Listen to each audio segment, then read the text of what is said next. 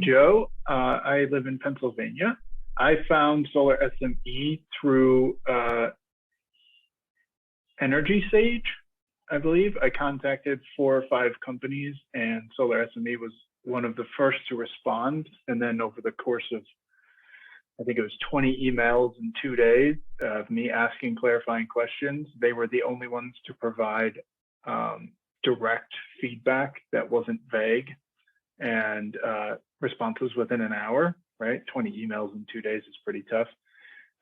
So that happened in March, and the next day I signed the contract, and everything after that is completely hands off. I think I picked up permits once, and they said that they would handle that as well, but it was easier for me to do it. Everything gets scheduled. They get all of the approvals. They set up the install.